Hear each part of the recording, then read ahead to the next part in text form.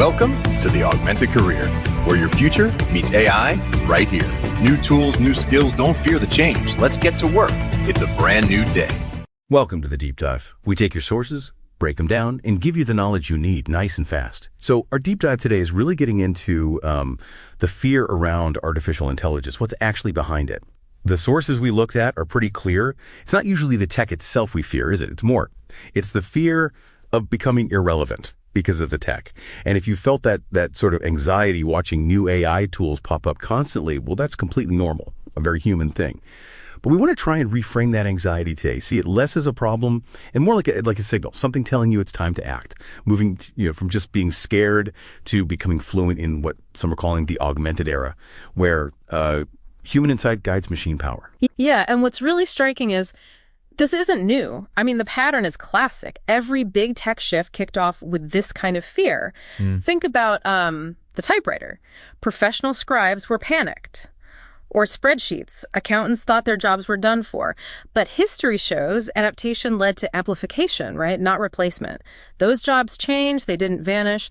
AI is pretty much the same story, just happening a whole lot faster. Okay, I get the historical parallel. Yeah. But practically speaking, for someone worried right now, yeah, isn't that shift in value just a nice way of saying you're out, go retrain?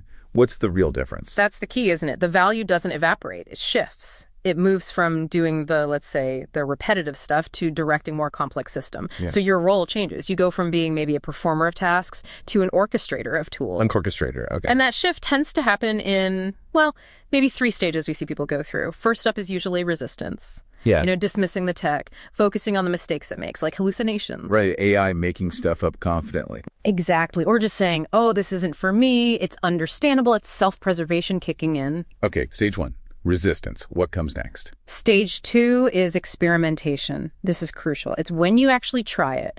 Maybe you ask it to summarize meeting notes or draft a quick email. Just dip your toe in the water. And that moment, that first successful try, that's often where the fear starts turning into a sense of, wow, okay, potential power here.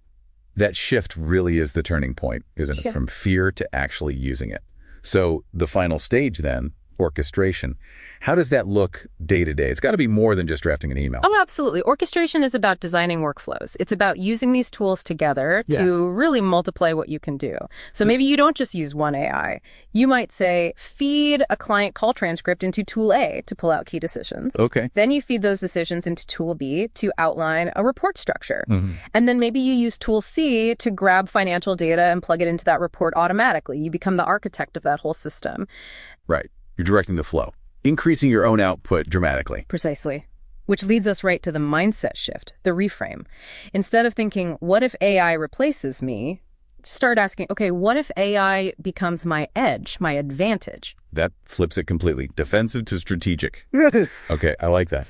So let's talk action. For anyone listening who feels that anxiety but hasn't really jumped in yet, the AI newbies, how do we turn that feeling into doing something? Start simple.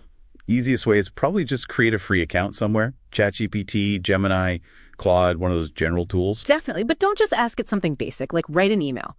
Let's get strategic right away. When you're looking at that blank prompt box, try something like this.